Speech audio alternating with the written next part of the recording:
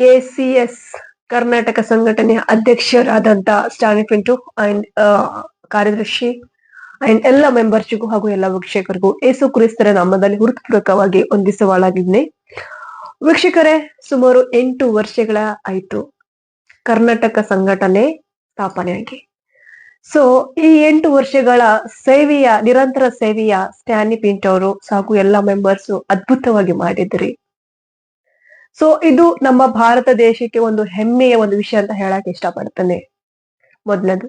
So ಹಿಂಗಾಗಿ ವೀಕ್ಷಕರೇ, ನಮ್ಮ ಭಾರತ ದೇಶದಲ್ಲಿ ಆಗುತ್ತಿರುವಂತಹ ಕ್ರೈಸ್ತರ ಮೇಲೆ ದೌರ್ಜನ್ಯಗಳು, ಅಹಿಂಸೆಗಳು, ಕೊಲೆಗಳು, ಸೊ ಕ್ರೈಸ್ತರನ್ನು ಇಟ್ಕೊಂಡು ಟಾರ್ಗೆಟ್ ಮಾಡುವಂತ ಕೆಲವು ಹಿಂದೂ ಅವರು ಅನೇಕ ಕಡೆ ನಾವು ನೋಡ್ತಾ ಇದ್ದೀವಿ. ಕ್ರೈಸ್ತ ಪಾಸ್ಟರ್ ಮೇಲೆ ಹಲ್ಲೆ ಮಾಡುವಂಥದ್ದು. ಇನ್ಫ್ಯಾಕ್ಟ್ ನಾನು ಒರಿಸ್ಸಲ್ಲಿ ಒಂದು ಸುಮಾರು 3 ವರ್ಷಗಳ ಕಾಲ ಹಿಂದೆ ನಾನು ಒಂದು ಕೇಳಲ್ಪಟ್ಟೆವು, ಅದು ಇಡೀ ಪ್ರಪಂಚದಲ್ಲಿ ಹಬ್ಬಿ ಹರಡಿತ್ತು. ಒಬ್ಬ ಪಾಸ್ಟರು ಮತ್ತೆ ಅವರ ಹೆಂಡತಿ ಅವರ ಮಕ್ಕಳನ್ನು ಜೀವಂತವಾಗಿ ಸುಟ್ಟಾಕಿರುವಂಥದ್ದು. ಇದನ್ನೆಲ್ಲ ನೋಡಿದಾಗ ಕ್ರೈಸ್ತರು ತುಂಬಾ ಬೇಜಾರ್ ಮಾಡ್ಕೊಂಡ್ರು ಅಷ್ಟೇ, ಆದ್ರೆ ಮುಂದೆ ಬಂದು ಹೋರಾಟ ಮಾಡುವವರು ಯಾರು ಕೂಡ ಇಲ್ಲ. ಸೊ ಹಂಗಾಗಿ ಕ್ರೈಸ್ತ ಸಂಘಟನೆ ಇವತ್ತೊಂದು ಉದ್ಭವಿಸಿದೆ ಅಂತ ಹೇಳಿದ್ರೆ ಅದು ದೇವರ ಕೃಪೆಯಿಂದಲೇ ಸಾಧ್ಯ.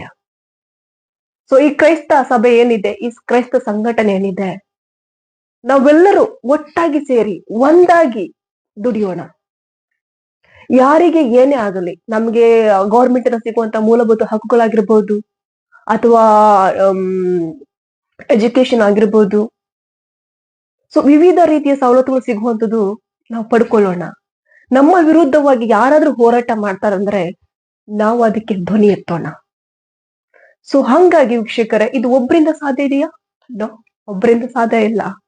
ಸೊ ಎಲ್ರೂ ಕೂಡ ಪ್ರಾಮಾಣಿಕವಾಗಿ ಕೆಲಸ ಮಾಡ್ಬೇಕಾಗಿದೆ. ಸೊ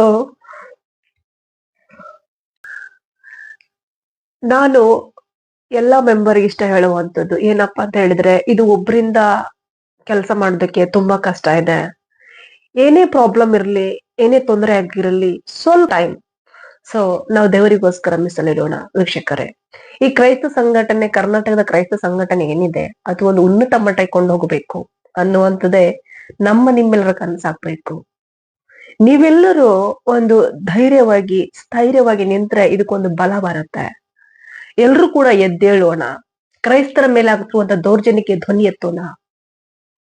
ವೀಕ್ಷಕರ, ಪ್ರಿಯ ಕೆಸಿಸಿ ಮೆಂಬರ್ಸ್ ಅವರೇ, ನಾನು ಒಂದೇ ಹೇಳಕ್ ಇಷ್ಟಪಡ್ತೇನೆ, ನಮ್ಮ ಪ್ರಭು ನಮ್ಮ ಏಸು ಕ್ರಿಸ್ತರು ಪ್ರಾಮಾಣಿಕತೆಯಿಂದ ಉಳುವಂತವ್ರು. ನಾವು ಯಾರೊಟ್ಟಿಗೆ ಫೈಟ್ ಮಾಡ್ತಾ ಇದೀವಿ ಗೊತ್ತಾ? ಆತ್ಮಗಳ ಜೊತೆ ಫೈಟ್ ಮಾಡ್ತಾ ಇದ್ದೀವಿ.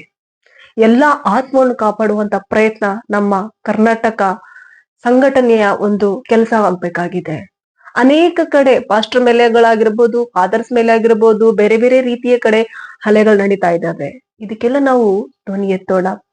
ಭಾರತ ದೇಶದಲ್ಲಿ ಹುಟ್ಟಿರುವಂತಹ ಪ್ರತಿಯೊಬ್ಬರು ಕೂಡ ಭಾರತೀಯನಾಗ್ತಾನೆ.